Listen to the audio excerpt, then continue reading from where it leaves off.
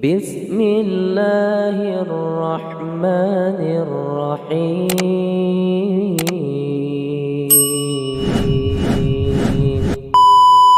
Assalamualaikum warahmatullahi wabarakatuh. Berjumpa kembali di kanal YouTube Sutarno Azaria Adventure. Alhamdulillah di episode sebelumnya telah kami angkat tentang bagaimana marahnya seorang ustadz, yaitu Ustadz Fatih Karim Hafizahullah, kepada Sudirman, pelaku pelecehan dan kekerasan seksual terhadap anak yang dibinanya dan diasuhnya di panti asuhan Darussalam An-Nur, Tangerang, Banten. Dikarenakan si Sudirman ini dulu pernah meminta bantuan beliau untuk menggalang dana dalam pengembangan pondok pesantren yang dibangun oleh Sudirman ini. Gus Ipul selaku Menteri Sosial memberikan respon yang baik untuk korban anak-anak yang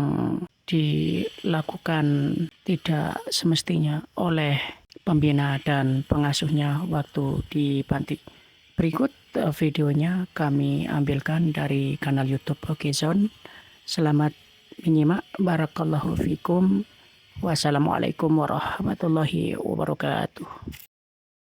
Saja prihatin, lebih daripada prihatin, karena ini adalah menyangkut masa depan anak-anak kita. Sering disampaikan bahwa korban pada saatnya bisa jadi pelaku. Jadi ini menjadi hal yang sangat penting, dan Kementerian Sosial diberi tugas untuk melakukan rehabilitasi sosial. Jadi rehabilitasi medisnya nanti tentu di Kementerian Kesehatan, rehabilitasi sosialnya di tempat kita. Pembagian tugas ini bukan berarti kita terus saling lempar tanggung jawab, tapi justru supaya anak-anak ini tertangani dengan baik. Dalam kesempatan awal tentu Kementerian Sosial siap untuk menampung, memberikan bimbingan, sambil nanti kita berkoordinasi supaya ada tenaga-tenaga medis yang juga bisa mendampingi, di samping tentu tenaga-tenaga kesejahteraan sosial. Bapak, Ibu, dan saudara-saudara sekalian yang saya hormati, memang LKS, Lembaga Kesejahteraan Sosial, ya, yang juga sering disebut sebagai panti asuhan, ini menjadi salah satu binaan dari Kementerian Sosial. Dan kita ada berapa LKS, Mas, seluruh Indonesia? Yang terdaftar seluruh Indonesia 3.000. Saya kira faktanya lebih dari itulah. Ini yang terdaftar. Dari 3.000 itu yang sudah terakreditasi berapa itu? 3.000 ini, Pak. 3.000 yang terakreditasi. Yang belum terakreditasi adalah lebih banyak lagi. Tapi itu yang saya minta datanya itu.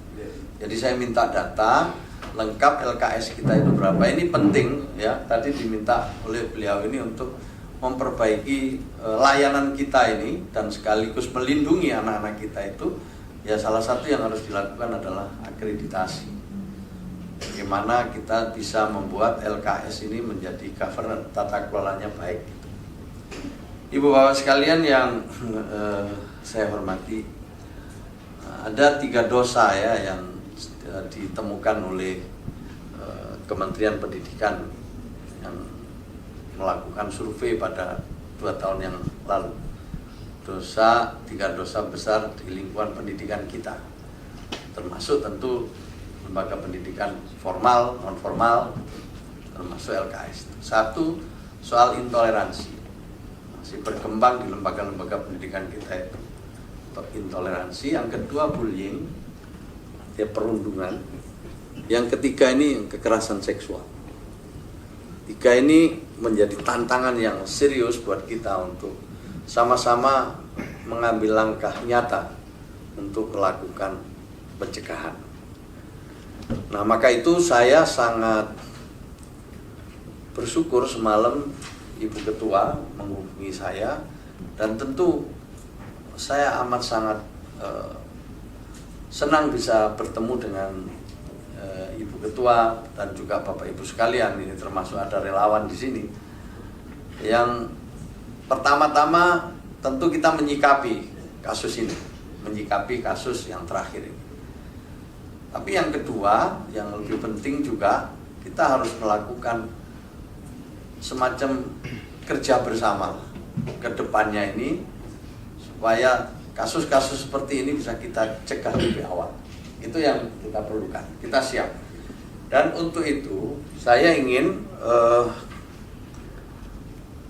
merespon yang kasus sekarang ini. Tadi disebut, ya saya juga ini angkanya baru tahu ada 14.600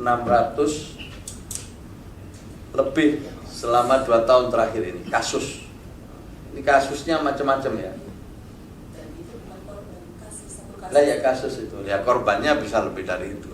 Ini kan, ini 14.600 lebih kasus selama 2 tahun Pak, ini 2021 sampai 2003, ya 21, 22, 23 kan kita siap, ya apakah tempat tinggal sementara untuk rehab dan lain sebagainya kita siap, dan tempat kita lengkap untuk keperluan itu. Kalau memang jika ingin dicek, ya mau dilihat kondisinya dipersilakan. Kalau tempat itu nanti bisa dijadikan tempat tinggal sementara, karena saya nggak tahu kondisi panti asuhan di sana sekarang seperti apa, udah tutup apa masih berlangsung Bu di sana, nanti tolong nanti yang tahu diceritakan. Tapi kita bisa menampung sementara dengan segala keperluannya, dengan segala kebutuhannya. Nah, itu yang AI dari Mbak Ai, ibu ini Mbak ya.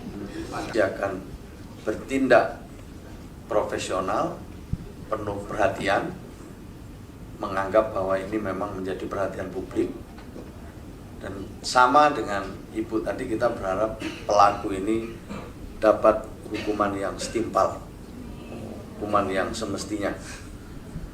Memang dari sisi hukum tentu kita serahkan sepenuhnya proses hukum itu, sambil kita dukung ya dengan bukti-bukti yang Ibu tadi sudah miliki. Jadi kita percayakan sepenuhnya.